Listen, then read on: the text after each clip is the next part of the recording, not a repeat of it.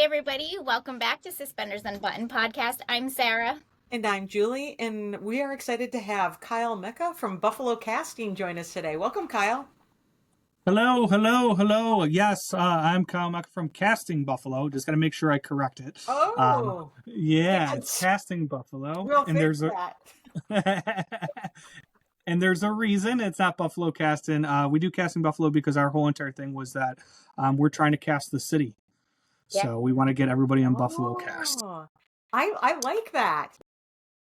Yeah, I do too. It's fun. And now, so you do Casting Buffalo, and it's you, and you have two other co-owners, right? Peter and Harry, if I have my Correct. information correctly. How did the three of you kind of connect and start Casting Buffalo?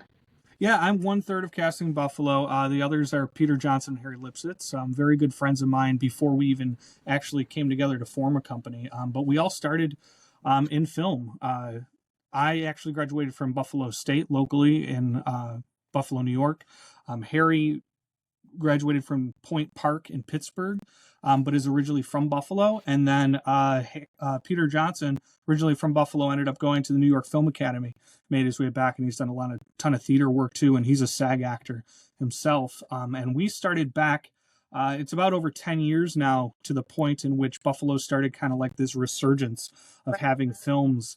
And we all worked on kind of individual things, and there was a independent film that came through called All at Once, which was directed by John Abrahams. And we all kind of became friends with him, and we were very, very close to his director of photography, Matt Quinn, and we still are. And he's actually shooting a ton of the Great American films right now as we speak. Okay. And so we all kind of connected to make his film, and I was a second AD on that film.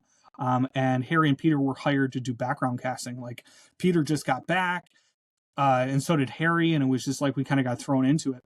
And they did such a great job. We had like a ton of different we had party scenes and scenes at like a baseball field and a pizzeria, and they did a great job bringing a ton of diversity together. And then that following summer, we ended up having a feature film called Marshall coming to town, with Chadwick Boseman and Josh Gad and Kate Hudson and Dan Stevens, Sterling Brown. And it was kind of like the first big film here since The Natural that kind of landed. And we were just, ecstatic. And I got to interview for the extras casting role. And I was able to get it, but I knew that I needed to get help because we needed to get like almost 700-800 people to recreate Bridgeport, Connecticut in Buffalo, New York. And it takes place in the 40s, and we needed to make sure that like they matched the costumes. So I reached out to Harry and Peter, who did such a fantastic job, and said, hey, why don't we come together and cast for this film? And we were working underneath, I say working underneath, but working with Ruth Carter, who is an Academy Award winning costume designer for that film. And I was kind of just thrown into it, thrown to the wolves to be like, hey, do all this background casting. And I was like, I don't know what I'm doing. And she's like, hold on. And she called like all these different extras casting directors that she had already worked with. And I was like in a room with her for 4 hours, and she basically taught me the whole entire song and dance. And ever since then, we all kind of like took on roles individually, casting films. We would come back like every summer and do like the big one that came in town. Either it be day player casting or some principal supporting, and then background. And then finally, right before the pandemic hit in 2020, we kind of looked at each other and said, what are we doing in being each other's competition? Why don't we just kind of come together and form a company? So we created Casting Buffalo, which is a casting company. It's not an agency, so we don't own the rights to anyone. We aren't trying to push anyone. We are just 3 casting directors who get hired by a production, and we try to give you exactly what you need. Do you think being a casting company and that you're not representing anyone in particular gives you an advantage? Oh, 100%. I mean, there's no like, we're not trying to force anyone on you. Right. We're not trying to double dip on percentages. We're just literally there with 3 different perspectives when it comes to casting as well. Like we have a through line vision between the 3 of us, but like we all have different aspects of what we bring to being a casting director. I'm a director myself. I've directed a ton of different commercials locally and regionally, and then I've also directed a feature film. So I've been a professor at Buffalo State and Niagara University and Villa Maria College here. So I kind of bring that different of that directorial vision to the team, where Harry brings this, producing aspect of it, and he's an amazing people person, and just can be friends and start a conversation with anyone. He's very much a humanitarian when it comes to that aspect of just like kind of like bringing people together. And then Peter is a SAG actor himself who's been a ton of films, including Christmas films and TV and features, and he's also has a really ear to the wall with the local theater scene as well. So it's kind of like you get these three different perspectives that are able to take this clean slate. You give your vision and direction, and we kind of make sure we find exactly what you're looking for through all the phases that we have.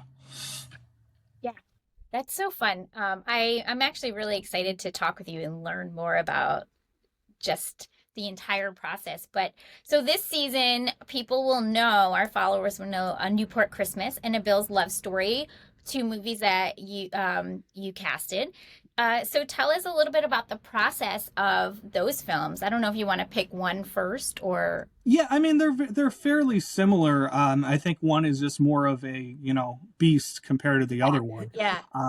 But this was our first time working with Hallmark and in synthetic cinema, and they hadn't been here before, and sometimes eventually after doing this for so long, you kind of get like stuck in a just like this groove of just like, I don't know, like it's the same old, and like, hey, it's fine, it's but like we want that spark to like really put a lot of heart into it, and we have to give a lot to Andrew Gernhardt and Synthetic for what they were able to bring to the table just as a production, and bringing a fresh air into the whole entire local community of just being like, oh, we care for our crew and we care for our cast, and we actually want to make movies that we enjoy doing, and they have such a main unit that they kind of pop from film to film with, that it was very much like everyone kind of clicked with their unit, which I think made everything better. And we kind of, looking at hindsight, we really much see that Newport was the trial run to see if we had it to bring it for see if you could bring it a for love the story. movie. Yeah, Right. to bring it for Holiday Touchdown. But very, very similar. I mean, and like the basic is you get approached an interview to do, you either get approached because a lot of work in film is networking.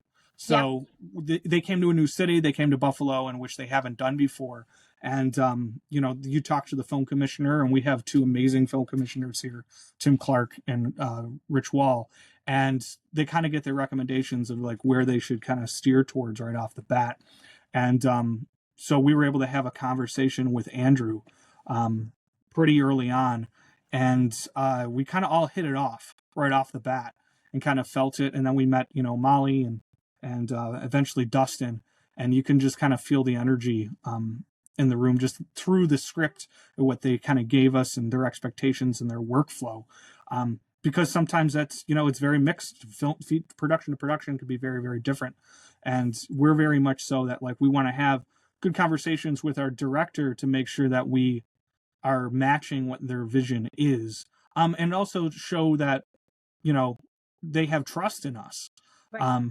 And there really was this instant trust, which was very, very refreshing coming into it.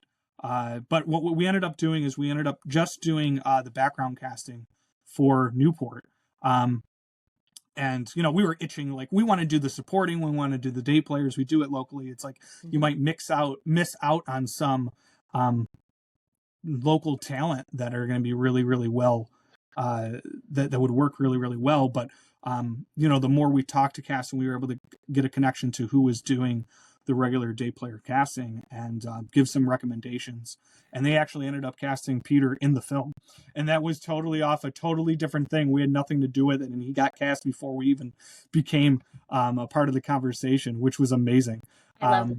But so we had this kind of world in front of us, which again was a period piece. So as soon as we got into that, my mind went to all the times before it, including films like Marshall, in which you have to work hand in hand with the costume designer, because these period pieces are real. They try to pull as much authentic stuff as possible, especially Keith Nielsen is really much about that, and his wardrobe assistant on this, Cassie Eliza, same exact thing. Like it's had the mind meld of the two minds, and we've worked with Cassie for years, and she's designed stuff for me, for my commercials. So it was really, really nice having that home base of like, all right, let's be on the same page of things, and we'll try to create this basically look for what you're going for. Harry always uses this term, and I absolutely agree with him, in which we're basically like the designers for people in this film. So like, just like you have an art designer and production designer and costume designer, like we're in charge of kind of creating that layer of people. And it's that other piece of art that without it there, everything just doesn't feel as much alive. So with us being able to work so hard with costumes was kind of like our first goal, and making sure that everything worked, because there's certain haircuts and sizing, and the facial hair was different. And so then we needed to also talk to hair and makeup, and make sure that we're matching what you're going with there, because no one had dyed hair back then, and Right. the tattoos, and we had to make them disappear and make sure that we're giving them a clean slate as much as we can that fits that era. And that was kind of really what that film was, is that we needed to make sure that we hit the past scenes a lot. Because like when you came to modern day, it was a lot easier, right? Like you can get a lot of local SAG actors and people involved, and a lot more of the regular community, public community. But when you get into doing these old, timely scenes, you got to get so specific, which then makes our jobs harder, because now we have to look for certain things. And we had, these beautiful ballroom scenes, and we needed to fit authentic corsets and ballroom, and Buffalo's not a gigantic market here, so we don't have a huge amount of SAG actors here. We have maybe around 70 or 80 here, which is nothing compared to New York, LA, California, or anywhere in California, or like Atlanta. So we really need to kind of outreach to what we're trying to find for it. But it was a really, really great experience, and we were getting towards the end of shooting Newport, and they dropped the press release for Holiday Touchdown: A Bill's Love Story, and everyone was like, "Oh my God, they're here! They're shooting it! They announced it!" And everyone was just like, it happened to be, I think, like Victory Monday for the Bills, anyways, and we were already wearing stuff on set, and we were like, "All right, so are you guys doing it? Like, what's the details?" And I remember just getting like a text, I think it was like a half hour after the press release, and it was from Molly, and it was just like, "Stand by, you guys are in, but we'll talk details later." And it was like, okay, great, awesome. Let's go to work. And this was like the last week, so we were like ready to like jump in, and we had about, I think, a month off before we started pre-production to go into Bill's Love Story. But you had so much, and I would say about 85% of the crew from Newport repeated on Holiday Touchdown, and like I said, it felt like it was our own city audition for it. And you had so many people who had love for the Bills on that set to begin with, but then you also had stories like our location manager Bobby Gott, whose mom passed away last year and was a gigantic Bills fan and a gigantic Hallmark fan, and like said to Bobby, like, after the Chiefs film, they watched it together and was like, "Oh, this would be so great if Buffalo got one," and now comes full circle, and here he is finding all the beautiful locations for this film a year later to make his mom proud. And and for us, we have all these little stories of just, this was definitely, everyone was all in for when it came to it. Yeah. So you talked about like really having to cast for time period for Newport Christmas, but you've worked in projects from across all genres. How does casting for a Christmas movie with that warm-hearted romance differ from, say, a general comedy or a drama that you've cast for? Yeah, I mean, I think it's the genre films that are always the hard ones to do. When you're doing like horror film, like we currently are, or um, something that's like an indie or something that specifically takes place in a location that's not Buffalo, and they need something really, really specific, either diverse wise or just ethnic wise, or location wise. It could be really, really tough to find. And when it comes to these holiday films, we're able to open up, our wings a little bit more, and bring in a mix of everything to kind of make it happen, because it's a genre in which everyone loves, and can really feel. So what we try to do always when it comes to casting, especially background, is you try to find people who actually are those people.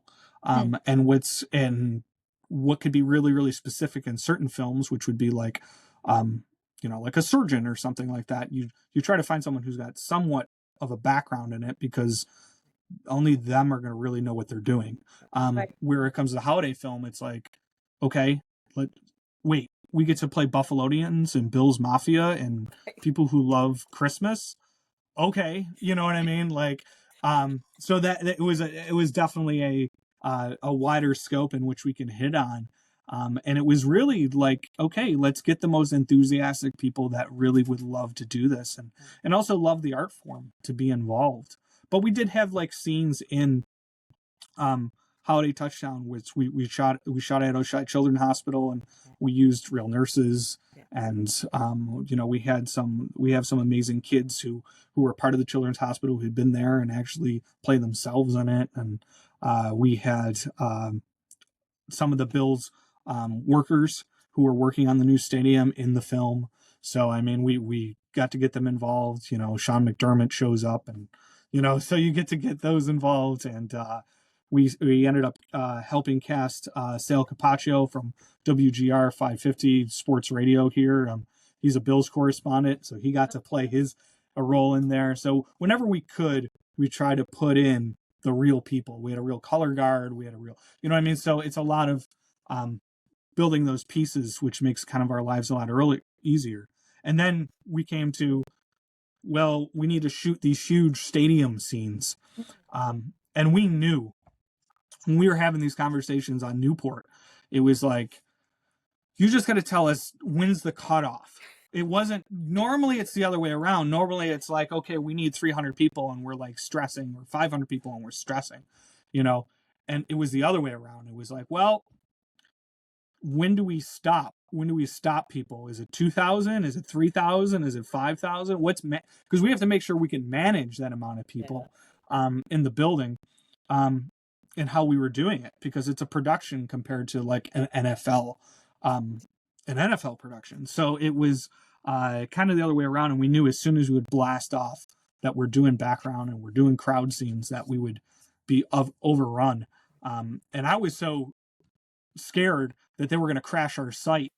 And we had already been planning for about 2 weeks, like with Hallmark and with Synthetic, on like how to approach just kind of bringing it all together, and how we would do ticketing and how we would get people involved in the volunteers, and so we can do it properly and not have a mess of it. And then it was like, okay, let's hit the floodgates, let's go.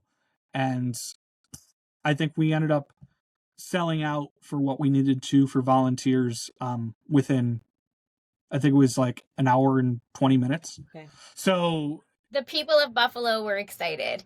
yes, 100%. We had over, when we first put out the inquiry, I think we had close to 9,000 people sign up, interest in it all. And through there, we were able to pick background for all different types of scenes. And then, what was left over from there, we kind of threw in a lottery system when it came to, kind of getting people to grab seats for the stadium. And it was just, okay, it's lottery, go put it out, go for it, first come, first serve, because we didn't feel like we couldn't say some people couldn't do that scene. Right. Everyone's a Bills fan, and normally we have to be really, really specific on what we're casting. But when you're talking about Bills Mafia, like, we have no say on who's the bigger fan than anyone else. Right. We want to make sure that the best get it. So it was kind of just like a throw it out to the world, and first come, kind of first serve. Who was the most excited gets involved. And I think we ended up figuring out that overall in the film, we ended up casting over 3,300 extras for this film. Yeah. So I'm assuming that was probably the biggest, job, right? That's the biggest amount of people that you had. Yeah, we broke that record real quick. Yeah. But how do you manage that though? You get like this, huge outpouring of people that are involved, and you mentioned how you kind of first went through it and picked the people for the different background scenes, and then they all went into the, stadium scene. So how do you even like approach so many people? Do you already have something in mind before you start looking? Like, do you already know, like, okay, the people in the bakery, we kind of want this vibe, or like, how's that process? Yeah, all those conversations come from sitting down with Dustin and our AD team. And we do like meetings. We do casting meetings in a room, which was nice. Instead of being over Zoom, as we were able to sit in a room and kind of all like powwow about it, and really just kind of brainstorm on different looks and feels. And you got to get Dustin's opinion on it, because he's a director. He's going to be very, very specific on some things, and other things it's just this. Here's the vibe. Here's what we're kind of going for. And then other things it's like, no, we need a Santa that does this. We need like in Newport, we needed a violinist for this scene. Okay, well, we got to find someone who's skilled enough to do that, and then they also have to match the look that we're going for. Or like we had the string quartet in Newport, in which we had, one for modern day and one for in the past. So we needed to find. They're actually all part of the same violinist group, but they we just kind of split them up based off of look and feel, to see who looks more timely than the other people. So they all kind of, the night that the movie came out, we got a text from that whole entire group, and all 8 of them got together and played their whole entire quartet song together after the Bills game, before the movie, and did a watch party together. And that was a really cool full circle moment. But it's, so you can get really specific there for what it's for. And like I said, it's all about those conversations and constant communication of the ebb and flow of what we need and what we don't need. Like, there's a scene in Holiday Touchdown in which they're at a rink, and like we're shooting in summer. So like, how do we have an ice rink in summer?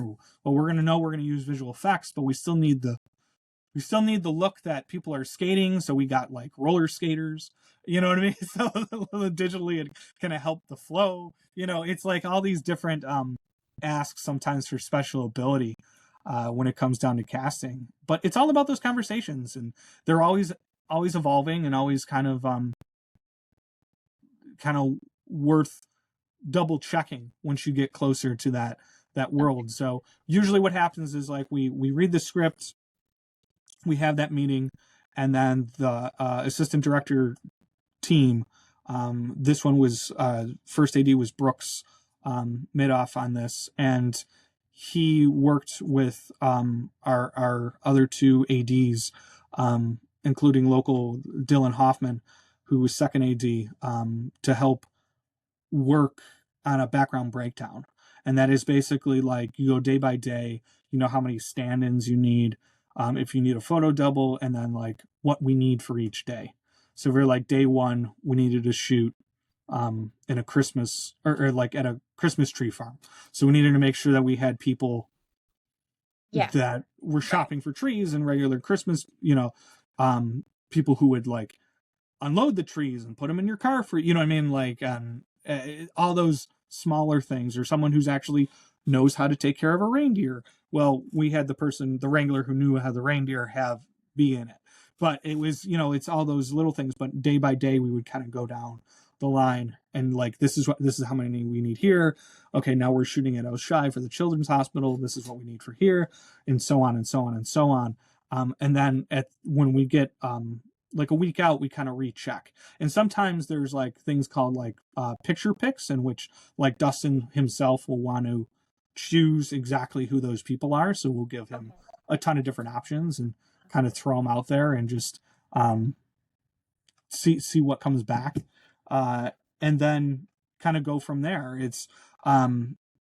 But it's always these constant conversations and evolution of what's needed and kind of what's going on. I mean, we have a scene in Holiday Touchdown, you guys will see, in which there's like a tailgate, and we needed to make sure that we had authentic tailgaters and people with vehicles. So we needed to go find those vehicles, and we put a call out for that, and we got a ton of feedback. And what was awesome is we had, I think, a handful of them came back for our peppermint rally last week, Yeah. Thursday, and East Aurora.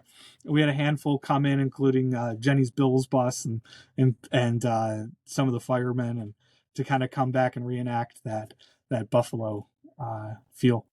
Yeah. Okay, we started off the podcast talking about your name and how you really wanted to showcase the Buffalo area. And as you talk about this film, and I hear about all the different spots, small or big, and the places you wanted to really showcase, and making choices for those different places or talent, and then even including the children's hospital to showcase that. I'm going to say I'm team children's hospital. So that's my real life. So how satisfying was that to be able to really bring so many pieces into the film? I got to say easily that this film was probably um,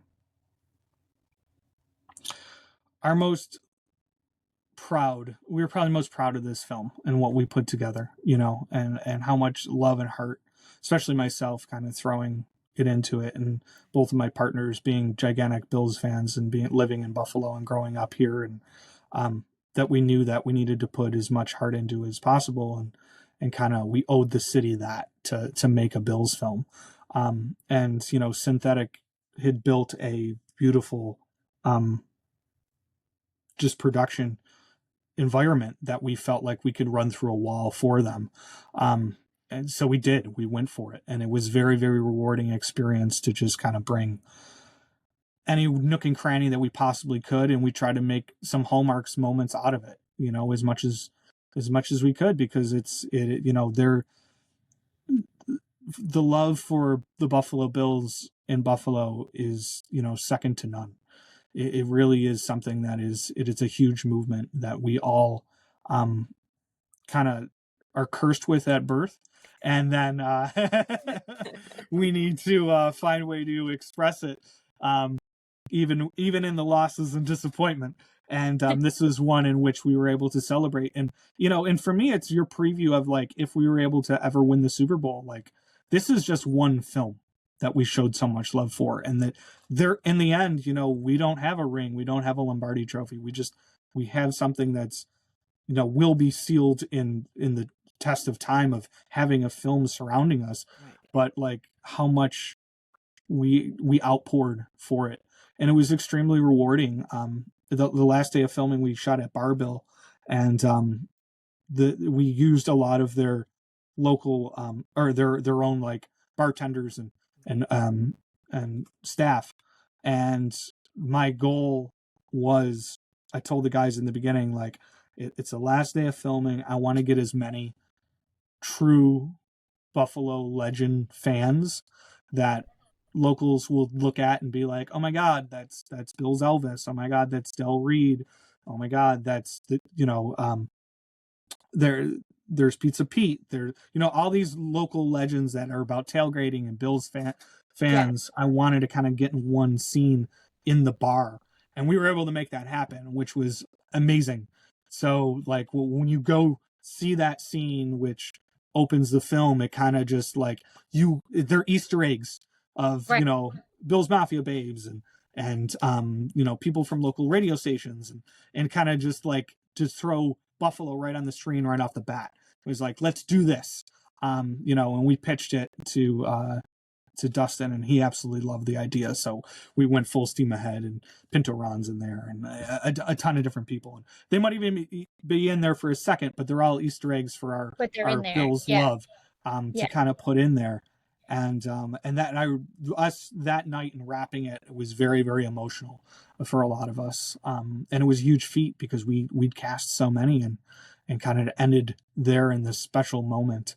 And I got to say, it was extremely rewarding, and it was one of those things that definitely reminded us this is why we do what we do. Right. Funny enough, just about an hour before we were scheduled to talk, I get a text from a couple of friends saying like, "Oh, hey, are you two going to see this movie?" And it was the Bills movie. And I was like, "Well, I've seen it, but I'll watch it with you," because they know I'm like the Hallmark friend. And my friend Kara is from Buffalo, and she said, "Yeah, but will a real person from Buffalo like this movie?" And I said, like, no hesitation, yes, 100% you will like it. Everybody is pumped for it, like the whole area. So I just started sending her to people's Instagram so she could. No, really, everybody is so excited about this film, and the people that were at the premiere are excited, and we're excited to see it. And I think, yeah, what a fun thing for the area. Oh, I mean, it's an excellent film. I really do got to say, like, I was able to be a part of that premiere last Thursday, and I was crying in spots of just like from either the romance and what they were able to do with the story, which was so strong to begin with on the page, and then what Dustin and team was able to bring to life for us when we shot it, to just seeing the love of this city. Kind of, it is a character in the Yeah, film. It really yeah, is a character. You feel it, and I think a lot of people who aren't Bills fans or are other NFL fans, but maybe just heard of Bills Mafia and think that we're all about jumping through tables. Like, I think you really get more of the vibe of the love that we really have for the city itself. And hey, there's a Connecticut trail for all the Hallmark movies that shot up there. I can definitely see a Bills one and a Buffalo one coming soon, because it's just like, come to the city, see what we're all about, see the vibes that we have, and see Bills Mafia in true form. yeah. Do you see that happening? Like, are you already seeing? You've had two Hallmark movies there. Is everybody starting to come to Buffalo to film? Yeah, I mean, like, we've been busy, very, very busy the last I mean, we've been decent the last couple of years, over the last 10 years, but over the last year and a half we've been nonstop in making films.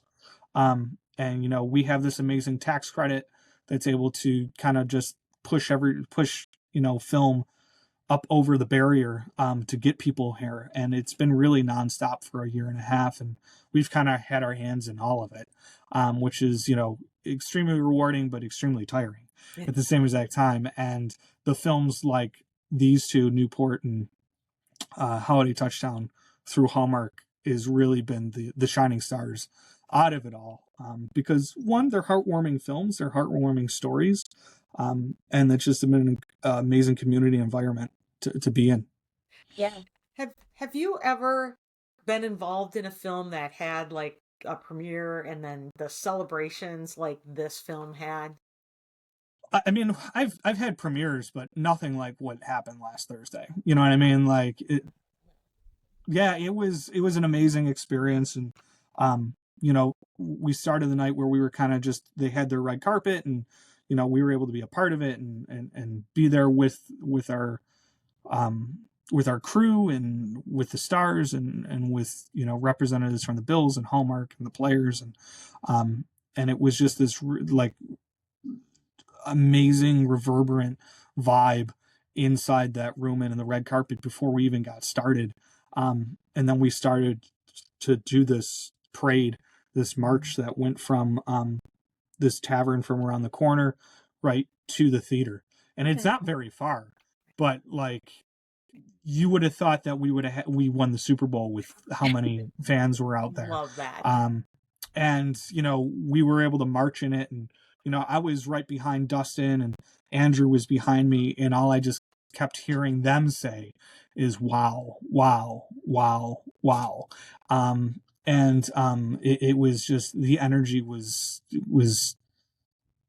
absolutely ecstatic and addicting. And then we got to the front of the theater, and they had the snow blowing in front of us, and it was just, it was magical. It really was magical. And we got inside, and we were getting to our seats, and I overheard Dustin and Andrew Walker talking and just being like, not in our wildest dreams. Like, if you would have sat there and said, how would it tonight go?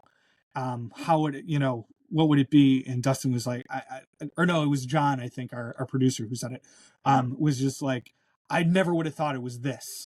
Right. And it was absolutely amazing. So I think all of us were on a very, very big Christmas high, and Bill's high, to even walk into that theater, and then experience the movie that made us laugh, cry, smile. I mean, I don't think I wiped a smile off my face, because I remember ending that movie and just like trying to massage my smile out, because it was absolutely amazing, to feel that good, and be that proud all the way through, every single bit of it and every single frame.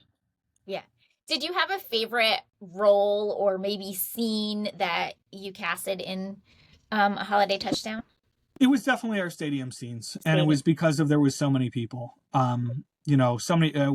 We had 2 nights of shooting it, and the first night we had about 300 to 400 people, which, if you look at the stadium, it only took up like half of Right. like one section. But it was, we were worried going into it, because we were shooting in May, and we were like, the whole entire week before had been like low 80s out, and we were like, okay, now we have to shoot what's supposed to take place in winter, and have all these extras come in. Hopefully they listen and show up in like winter gear, and decked out in winter gear like they normally would, in 85-degree weather. What are we gonna, people are gonna, it's gonna be dangerous. What are we gonna, we're gonna have them take off their coats and then put them back on, and it's gonna be this whole entire thing. And then we got to the night of shooting, and it was 30 degrees and rain, and we were like, perfect, it worked out. Everyone's gonna want to wear all this stuff. But it did pour. It poured the first night, and when you looked at it into the lights, it did look like snow. So it was like, oh, that's kind of cool. But we were talking about Bill's Mafia here, and they were into it. We thought we were going to have people, like, some people want to leave, and which it's all on them to do. They can when they were ready. Like, you volunteered to be here, you're ready to, and they just, nope. They were all in, all the way throughout the night. I thought I saw like a 9-month-old there. It was like with their mom, with their parents. There we saw it. Third baby. Oh yeah, exactly.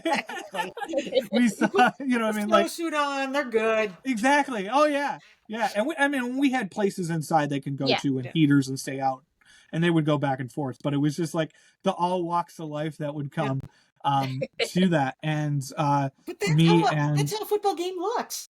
It is exactly is. And that's why, I think it helped that environment be more true to itself, because you're there, you're in the stands, and you're cheering, and they got to see a scene on the field, and see the stars of the film, and hear a little bit about the movie, and so it was like their little kept secret that they could have and hold on to. And then it was me and our key PA, Julian Maloney, who were interacting with the crowd, and kind of got them going with cheers. And one of our videos went viral of us just kind of giving out Bill's chants, and just with the 400 people that were there, how loud we were for it. And it was like, there were specific things we needed to do, but like, you had to get that energy out somehow. So let's do the cheers, let's get on our feet, let's do the wave, and that first night was absolutely incredible, because it was our test run, because the next night we were having like 2,000 people there. Okay. So it was like, okay, 2,000 plus people tomorrow. Tonight's our test run with 300 or 400. How's it going to go? And it went off amazing, other than the elements. But that's what we're built for anyways, to begin with. And it was like, okay, let's hope for the best. We have to, it's going to be 5 times the amount tomorrow. and we built our own like kind of team casting team out there with production assistants from local Buffalo State students coming in to kind of help volunteer to help wrangle. And we got, the next night was, it was like 2,500 fans who came into the stadium, and it was, amazing. Like, we thought it was going to take them forever to get in, and I would say probably within 24 minutes we had everyone in the stadium, and they were in like their heated sections, and where they would get like concessions and stuff. And then a lot of them didn't even want to go in there. They wanted to stay by the concourse to even like go out into the stadium, because they were just ready. They wanted to get out there, and they were so excited. And we needed to like do it very, very strategically, one at a time, to kind of get them there. So we kind of split them in two, and then the scene that we had, we kind of rake them along the bottom 100 section behind where a lot of the main cast was. And the idea was, is for when you do these shots, either, left or right, looking at either for crowd shots or just like over the shoulder stuff where you're on your main actors, the stadium's got to look field. So we kind of raked people all the way across, so it was real fans, as much as we could do it, and this way you felt the energy. And but we needed to get them across the field, so we had them come out down the concourse onto the field, and all these people got to walk on Hallmark on the fields, so which was an experience in itself. Get over there, and then again it was, Julian and I kind of getting the crowd together, and then they got to be on the little secret of the scene, and see more of the actors, and kind of have their own little environment. And we were really fairly efficient, I think, for the task that we need to do, and that's a lot to that AD team and Brooks and them, to keeping it on track for that night, to really nail exactly what we need. And then at the end of it, it was we wrapped, and they got to come out onto the field one last time and take their photos and that, and then disperse away. But it was really something about, having that real environment. It's, a lot of films nowadays, it's, it's a lot about AI and CGI, and, and while we did do some work in which we, moved the crowd section to section, so we can kind of have a feel of the crowd and basically copy and paste. But it's different when you have real people who are doing that noise and making that move and standing up and sitting down, doing the wave and cheering, than just all digital fakery, and it brings that environment to the film, and you feel it in those scenes 100%. Yeah. I mean, how disappointing would that be to get this, beautiful movie, and you're so excited because it's about Buffalo, and it's, and then it's all AI. Yeah, exactly. Yeah. Just wouldn't have the same feeling. Yep. So. It's our greatest fear right now. It's for casting too, is that, it's trying to taking away the people element of it, because, living and breathing people will never, that they are art in themselves. And to take away those artists, it's going to be a tragedy, and something's going to happen. And we're just kind of like dreading that day that happens. There's just a natural movement that people bring that just a computer will never be able to, because people don't move in predetermined ways always, and particularly at fan events, they do not. How you react is regional even, and what your team does. So 100%. You can only prompt a computer so much. You don't have that natural sense of just unpredictability that people bring. And, and that was one of the things, one of the fears we had right off the bat was, listen, we know Bill's Mafia. We know how crazy they can get. What are they going to do when they get to the stadium?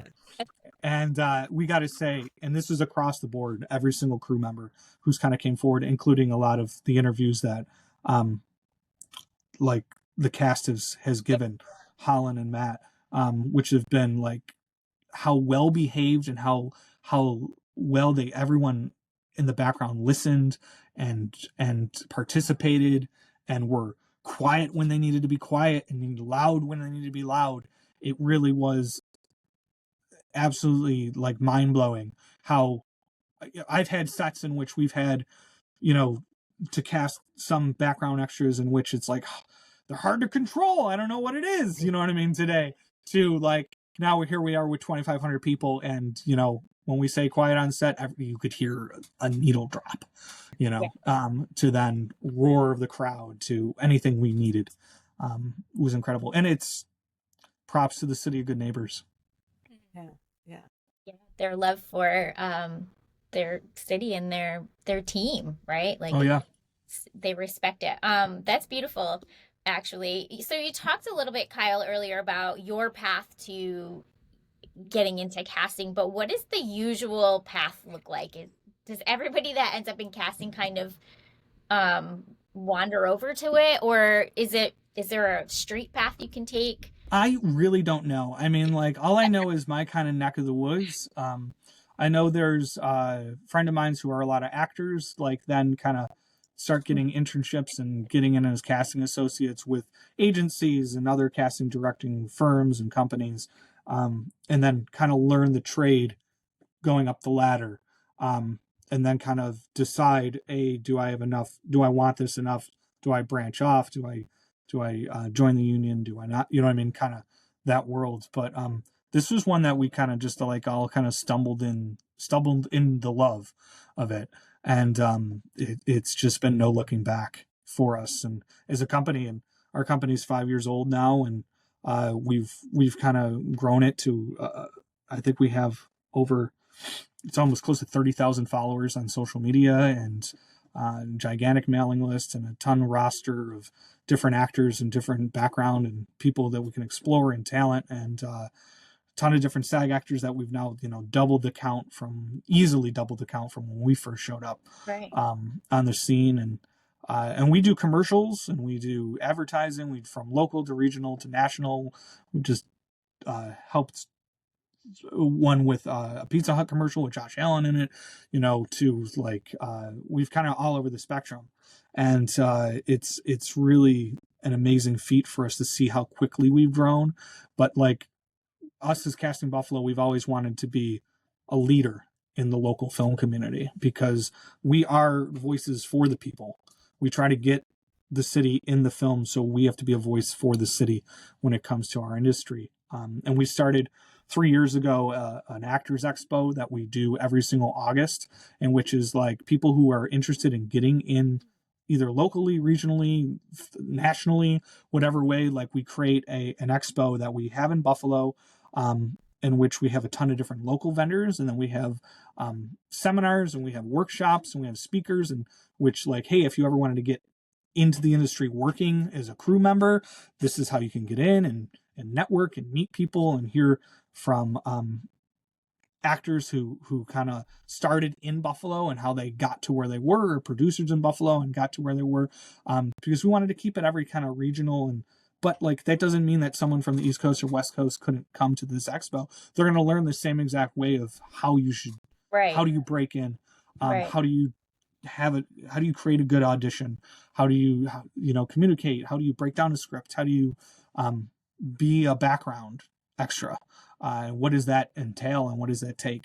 So that's kind of, that ball rolled 3 years ago, and now this last year we had, I think, over 800 attendees to our last expo in August, and it really blew everything out of the water, and it showed how much that this city is thriving and how much it's growing, because we almost doubled our capacity over in 3 years of what we're going on for there. And now we've created Podcasting Buffalo, which is our own podcast to kind of get the word out, and for free, to kind of just like, hey, let's talk about the industry, learn from us, and also let's talk about the players who are coming in and making films. And so that's where we've kind of took leadership, in which said, hey, we're going to make sure Buffalo is loud and proud. So if people listen to your podcast, what kind of things can they grab from your podcast episode? Yeah, I mean, we're about 10 in. We're about to start season 2, and we're actually going to start season 2. Episode 1 of that is going to be Abraham Baruti. Who plays Santa in Yeah. Holiday Touchdown, and we're going to have him on for our first episode to kind of like talk a little bit about his experience and learn about his knowledge, but also what he saw in Buffalo.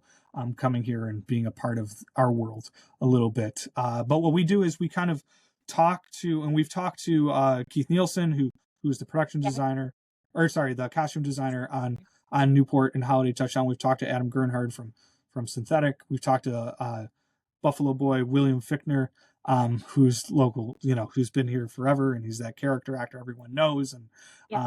And the knowledge drop is basically anything from like if you were to audition, what's the best way to, how do you audition? What do casting directors look for? What do we expect? And then if you're a background extra, like what are those expectations when you do get cast and you come on set? What should you do? Take it all in. Learn and try to get on set as much as you possibly can. If you want to work towards being a Screen Actors Guild member, these are the steps that you need to do. Or learning from these, a producer like Andrew, of being like, how did you get here? Why Buffalo? Or like Keith, which was, how did you become a costume designer? How did you get to the point in which, you were doing Biltmore Christmas and you were, and kind of changed your world a little bit. So it's hearing those homegrown stories a lot to help kind of inspire people local, or people from small towns, or people who aren't from LA to New York, that like it's possible. And Right. here's the inside information that sometimes you don't get in schools. You need to literally experience it yourself, and you have to network and find it that way. Yeah. I love that. And I think that's one of our favorite parts of having a podcast too, is really learning the journey that somebody has gone on. And even if it's something that, you've never even thought about before, or not necessarily interesting in, it's always inspiring. And I always learn and take away and grow really from everybody we talk to. So making those connections and just getting to hear people's journey is really special for us. So I listened to your episode with Keith today, and I wish I had listened to it earlier, because my favorite segment is I don't remember the name of it, but when you've recast. The recast, yeah. I think it's brilliant. And if I would have planned better, we would have recast a movie with like Hallmark actors. I think that was Oh, that's super right? smart. Oh man. Maybe I'll have to come back in the future and we'll do something like that. We'll need to do that. Yeah.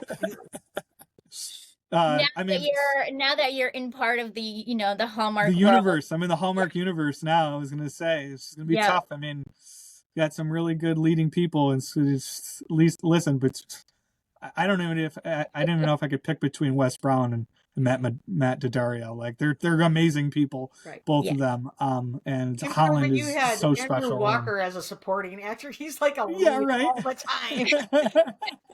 Also the nicest person ever. Oh yeah, he's absolutely incredible, and we all clicked that night, and it's so down to earth, and so fun to have him there, because it was like, wait, what are you doing here? We've had Andrew Walker and Wes Brown on the podcast, and we've talked with them in real life too. So they are for sure fan favorites. Oh yeah, incredible. Even to all the supporting that we had, and having Joey Pants on set, and having it's that was crazy. You know what I mean? To have him there, because like I grew up with The Matrix, and then it was like, oh my God, Cypher's here. And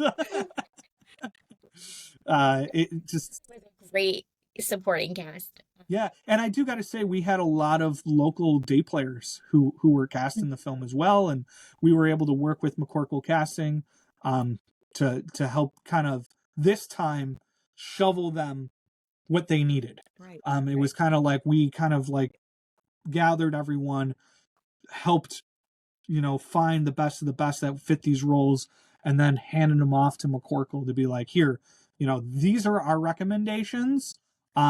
But go for it. But this is like, try to keep it as much Buffalo as you can. And they did a fantastic job. I think we had 5 or 6 local day players who were able to make appearances and be a part of it and say lines. And so you get to see some real Buffalonians in there. Fun. I people are gonna just love that, especially, if they know the Easter eggs. Yeah. Oh yeah, yeah, There are some Easter eggs for those of you not from Buffalo There's too. So a lot of Easter eggs for people be who sure to are watch. not from Buffalo. Like there is a Yeah. lot of things that there was some great like, oh, look at that, and oh, look who's in this scene, right? yeah. The Hallmark cinematic universe at its finest Yeah. in this one. Really fun. Um, well, our game that we usually end with is not quite as creative. But we like to play a little favorites game where we ask you some favorite questions. Sure. Want to play? Okay. So do you have a favorite holiday movie? It's probably going to be, and now I'm going by the one that just jumped to my mind, which is probably Home Alone. Oh, Yeah. And it was one of those, the first thing that popped in my mind. Grew up with it, but I'm kind of controversial in which I say, I as a film student and a filmmaker, I will say, Home Alone is probably the better film, but I have more fun with Home Alone 2: Lost in New York. well, um, that's the first one that jumps to mind. I think that's absolutely up there. But I do got to say, growing up, I did see How the Grinch Stole Christmas 7 times in theaters. And now it's coming back, so I might have to see it for an 8th time in theaters. it's gonna be in theaters. Oh, that is Yes. fun. I mean, come on, Holly. These are just these are great iconic movies. Do you have a favorite holiday tradition? I gotta say, things have changed, so I'm gonna get a little emotional. Sorry here, but so my mom unfortunately passed away about 5 years ago at this point, and it definitely was. It's taken a lot of time to know that, like, she was the holiday, she was Christmas, and especially like the last full day that I got to spend with her was on Christmas too, and doing all the usual traditions that we did, and having breakfast together and cooking dinner together, playing board games after dinner. You know what I mean? Like she made an amazing, perfect last day with her, and it happened to be Christmas. And like I very much, have started believing that, okay, I have to continue that tradition now for my family. I have to be that shining Christmas star that my mom was for us. But I could tell you so many amazing, like, smaller stories. Like, for me, Christmas Eve has always been more special to me than Christmas, and I think it's an amazing build up. And I remember, driving around the neighborhood and seeing all the Christmas lights and listening to Christmas music. And then we used to go to my grandparents when I was little, because if they always hosted Christmas Eve. And boy, would my grandma, I'm an only child, and I was the only grandchild at the time. And when I would say that it looked like the scene in A Christmas Story where it's just piles and piles of presents, that was me for like the first 7 years of my life. And I could tell you, like, driving home at night, trying to get back to the house to go to bed so Yeah. Santa will be there Yeah. the next day, and just like I would lay down in the back seat and just look up through the window at this falling snow, and just be like, check the roofs to see if, like, Santa's sleigh was on the roofs. Um, Man, but doesn't it's always, it to grow up? yeah, isn't it crazy? Oh, But it's like a lot of that kind of coming back and just being like, okay, those people in my life made that holiday extremely special.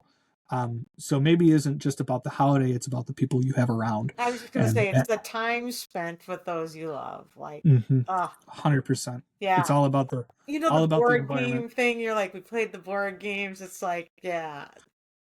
So Oh those, yeah, like every Christmas I would get a new board game, and then of course I'd automatically have to open it hmm and Yeah. have to play it right away. I mean, come on. I know there was a Christmas we played a lot of Mall Madness at this house. Yes. Oh, madness. Because my daughter got that, and she was like, "Everybody, get Oh in!" yeah.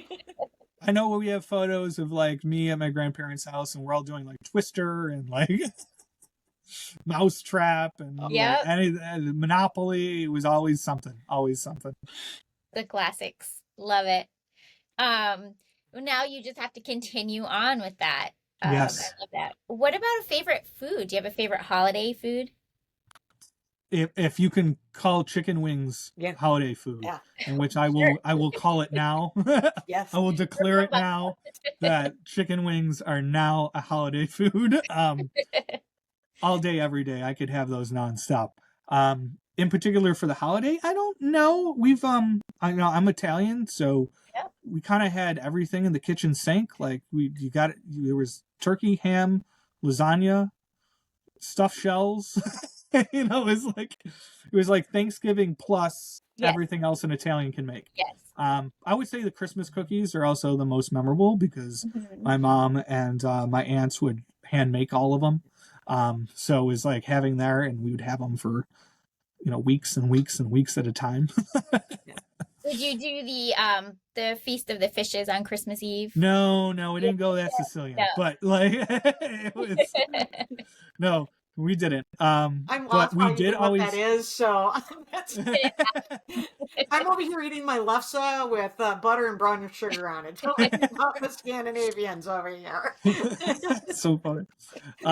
There's an episode of The Bear in which they actually do a Feast of the Seven Fishes. Yeah. You can watch that and you'll Then learn I'll all about it know. real Then I'll quick. know. Yeah. Just think the most Italian, like Thing ever. crazy dinner of everyone involved in trying to get their hands in on cooking.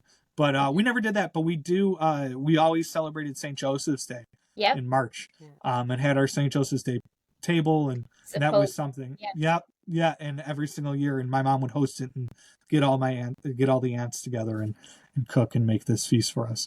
Yeah. I never knew that it was like an Italian thing. I just used to, and Christmas Eve was always my favorite as well, but I could not understand as a kid, why is it always fish? I don't like But it's the same thing with St. Joseph's too. It's like no Yeah. meat. It's like oh, Yeah. and then we would always like sneak in like a pizza that had pepperoni on it. Yeah. Yeah. That's funny. It's just a snack. It's just a snack. I love it. What about a favorite holiday song? Ooh, that's tough. I really love a lot of the old classics. Hearing like Frank Sinatra, Perry Como. I think that those versions of those songs, I think instant Christmas, instant holiday warmth feels. It takes me instantly back to driving in that car, coming home at night. It's those are the ones. So I wouldn't say necessarily there's one that jumps out to me.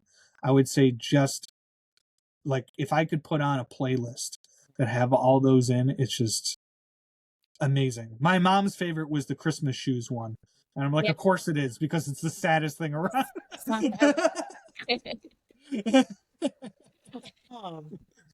Yeah, but no, I know what you mean about like Perry Como and all that. Like, a lot of times the radio stations around Christmas, like now the radio stations play Christmas music from whatever Yeah, Halloween. they Whatever. recreate. But it would get Yeah, when I was little, they would play those old Christmas songs, Yeah. and that would be on the radio. And my dad had a big record player, and he'd put those albums on, and oh yeah, yeah, yeah, yeah. I think my dad still has a ton of different old Christmas records. He has a Frank Sinatra one too, and yes. it's like those are the ones that means Christmas Those to me. crooners. Like I used to work in retail, and they had eight different versions of every single Christmas song imaginable. And you're like, you get so, and of course it was like November 1st, they were always Yeah. on. And it was like, and I'm such a huge Halloween person. Like that is my world. And then it would be the next day I'm working and there's Christmas music blasting. I'm like, can we wait till after the Macy's Thanksgiving parade? And then then we'll put up the tree and then we'll make it a thing, it's because to me, I feel like Christmas is such a special family thing that I'm kind of the opposite, in which like if you try to outstretch it, I Right. feel like it loses some of that magic, Right. where it's like Buffalo, you get that first snowfall and you're locked in. Yeah. You're like, okay, I'm ready. You get the warm lights, and there's so many people in this area that just go full out with their Christmas lights. And we have an area near us just across into Canada called Niagara on the Lake, and Yeah. they do like amazing Christmas lights there. And there was a place in Buffalo and Niagara Falls that they did. It was So Buffalo used to be called the City of Lights because they were the first technically city that was lit with a light bulb from Thomas Edison, and Tesla like helped the electric current up here. But anyways, there was a festival of lights up in Niagara Falls growing up, which was this beautiful like huge mall type botanical garden that used to be filled with different like attractions and lights and tunnels and stuff like that.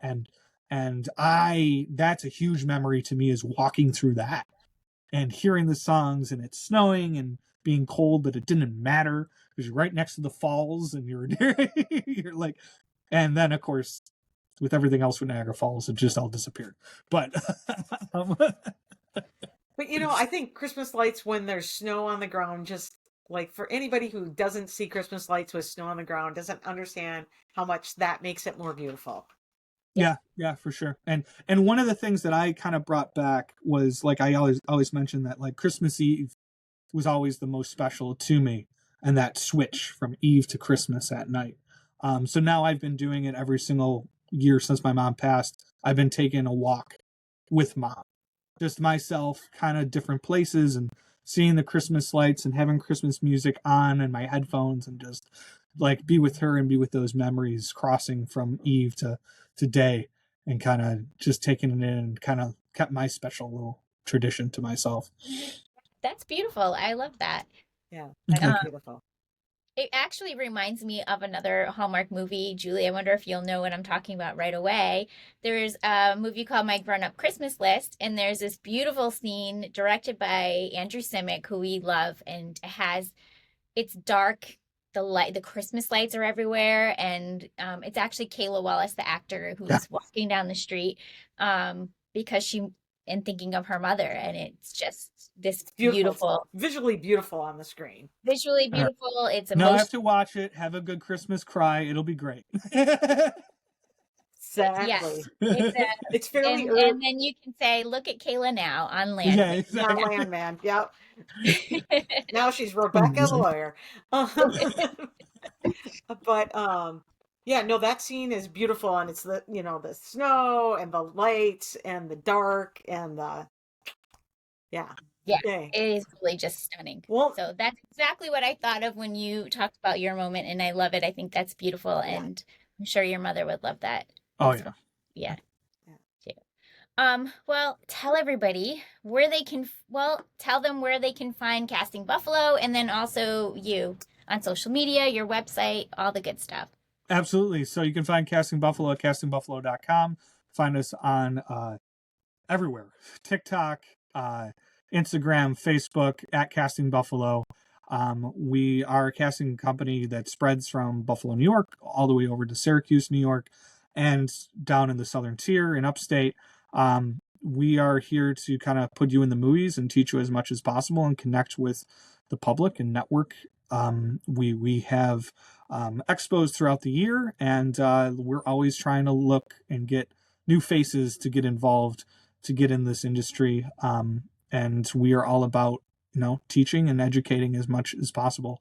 You can find Podcasting Buffalo on anywhere you can find your podcasts, including Spotify, Apple Music as well. And me, myself, I'm on Instagram at MacGuffin. If you don't know what a MacGuffin is, it's an actual plot device that you use in movies. So I kind of put mech and switched it. So my little film student in me did that way too long ago, and I can't change it because everybody knows me by it. And I'm like so niche. I love it. So that's where you can find me. And Holiday Touchdown: A Bill's Love Story comes out Saturday, November 22nd, and it'll be streaming next day on Hallmark Plus. It will. And I think everybody will enjoy it. Kyle, thank you so much for joining us today. It's been a pleasure to chat with you and kind of learn about, what you do to help make all these movies and commercials and all these things magical that we don't even think about. So thank you for spending time with us. Thank you, Sarah. Thank you, Julie. This was fantastic. Anytime you want to talk, we're here. Yeah, absolutely. Let's do it again. Thanks, everybody, for watching or listening. Please subscribe to our YouTube channel, and we'll see you next time. Bye. Bye. Go Bills. Go Bills.